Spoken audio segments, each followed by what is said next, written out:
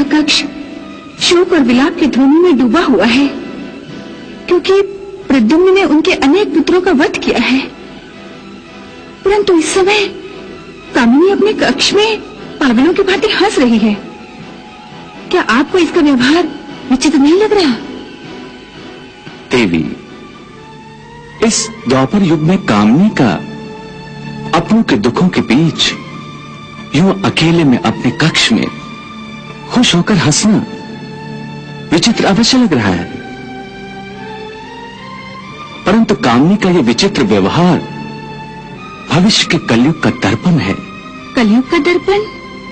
हाँ देवी, कलयुग की सबसे बड़ी विडंबना यह होगी कि मनुष्य अपने छोटे से स्वार्थ के लिए दूसरों के बड़े बड़े हितों को भेंट चढ़ाने में संकोच नहीं करेगा।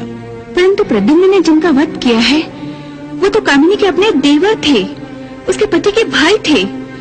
फिर दूसरों के हित को भेंट चढ़ाने का प्रश्न कहाँ उठता है? देवी, कलयुग में भाई भी भाई का नहीं होगा, और तो और संतान भी अपने माता पिता की नहीं होगी। मनुष्य केवल अपने और अपने बेटों बच्चों के घेरे में सीमित हो जाएगा।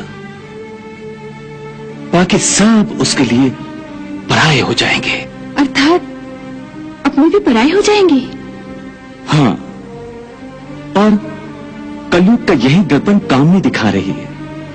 इस समय वो इसलिए खुश नहीं हो रही है कि उसके शत्रु का संहार हुआ है। उसे अपने देवरों की मृत्यु की खुशी नहीं है।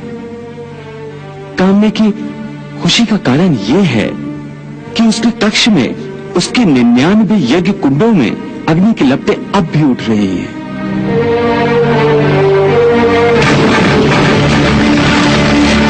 जो इस बात का प्रमाण है कि उसका अपना सुहाग कुंभकेतु जीवित है।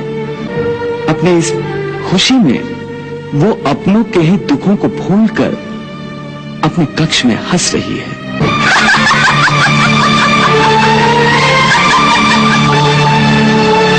भगवान, कामिनी का ये दुर्व्यवहार कुछ अच्छा नहीं लग रहा है मुझे।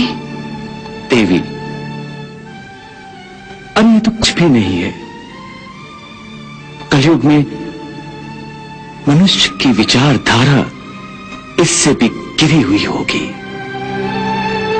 मनुष्य दूसरों के दुख में अपना सुख ढूंढेगा। अपने परिवार का पेट पालने के लिए दूसरों की हत्या करने में भी उसे कोई ग्लानि, कोई पश्चाताप नहीं होगा। दूसरों के रक्त में सनी हुई रोटी वो स्वयं भी खाएगा और अपनी संतान को भी खिलाएगा।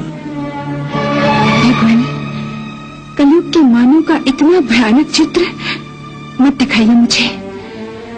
मानवता के इस दुर्भाग्य की मैं तो कल्पना भी नहीं कर सकती। कलयुग की कल्पना छोड़ो।